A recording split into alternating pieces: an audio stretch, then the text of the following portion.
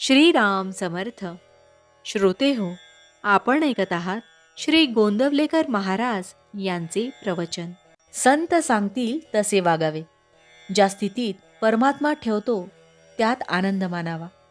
प्रपंचातल्या दुःखाबद्दल वाईट वाटून घेऊ नये. आपण जगात वागताना सर्व माझे माझे असे म्हणतो, पण प्रत्यक्ष आपल्या वाटणीला किती येते याचा कधी आपण विचार करतो का? मिळण्याची आणि मिळवण्याची हाव वाढल्यामुळेच आपल्याला खरे दुःख होते. ही हाव नाहीशी व्हायला भगवंताच्या स्मरणात राहणे हा एकच उपाय आहे. मी भगवंताचा आहे ही जाणीव ठेवून वागावे. भगवंताकडे चित्त गुंतवून ठेवणे हाच खरा धर्म मानावा. जगाला फसवू नये आणि जगाकडून फसले जाऊ नये. नामात जो राहिला तो सत्संगतीत राहिला. व्यवसाय आणि हौस याप्रमाणे आपण संगत धरतो. मनाची आणि नामाची संगत जोडून द्यावी. मालकाच्या बरोबर असलेला कुत्रा ज्याप्रमाणे धीट होऊन दुसऱ्यावर भुंकतो त्याप्रमाणे आपण भगवंताच्या आधाराने राहावे. भुंकू मात्र नाही. नेहमी लीनता ठेवावी. मी साधन करतो हे विसरून जावे. त्याबद्दल अभिमान धरणे म्हणजे साधनाला कमीपणा जाणणे आहे.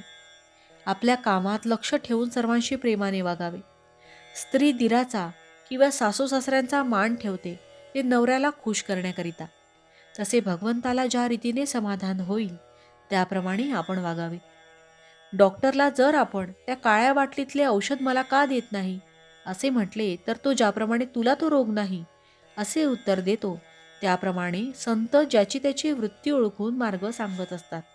याकरिता संतांची संगत धरून ते सांगतील तसे वागावे. ते वागतात तसे नाही वागू.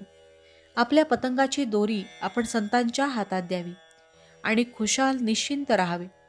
आपण गुरुने सांगितलेले साधन करीत जावे, म्हणजे साधनात पुढे वाट दाखवायला तो उभाच असतो. जिथे दोन वाटा फुटतात तिथपर्यंत या, म्हणजे तिथे गुरु उभाच आहे. पण उगीच काही न करता पुढे काय आहे हे विचारण्याने काय होणार? संतांनाच वेदांचा खरा अर्थ कळला. त्यांचे केवढे उपकार सांगावेत की त्यांनी तो अर्थ आपल्याला सांगितला. म्हणून आपण वेद वाचण्याचे कारण नाही. आपण फक्त संत आपल्याला सांगतील त्याप्रमाणे वागावे. त्यात आपलेच घुसडू नये. आपले काम खात्रीने झालेच पाहिजे. पाणी गोठून बर्फ बनते. बर्फाच्या आत बाहेर जसे पाणीच असते तसे जो आत बाहेर भगवंताच्या प्रेमाने ओथंबलेला असतो त्याला संत म्हणतात. असे संत फक्त नामस्मरणाने जोडता येतात. भावार्थ, सद्गुरूच्या आज्ञेचे पालन करता करता साधकाला नामाची गोडी लागते आणि नाम पोटभर घेतल्याने त्याचा आत्मा तृप्त होतो. जानकी जीवन स्मरण जय जय राम. महारुद्र हनुमान की जय. समर्थ रामदास स्वामी महाराज की जय. सब संतन की जय. श्री अनंत कोटी ब्रह्मांड नायक राजाधिराज सच्चिदानंद सद्गुरु श्री ब्रह्मचैतन्य महाराज की जय. जय जय रघुवीर समर्थ. आता आपण 13 वेळा नामस्मरण करूया. श्रीराम जय राम जय जय राम. श्रीराम जय राम जय जय राम. श्रीराम जय राम जय जय राम. श्रीराम जय राम जय जय राम. श्रीराम जय राम जय जय राम.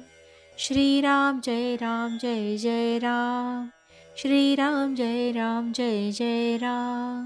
श्रीराम जय राम जय जय राम. श्रीराम जय राम जय जय राम. श्रीराम जय राम जय जय राम. श्रीराम जय राम जय जय राम. श्रीराम जय राम जय जय राम. श्रीराम जय राम जय जय राम. जय श्रीराम.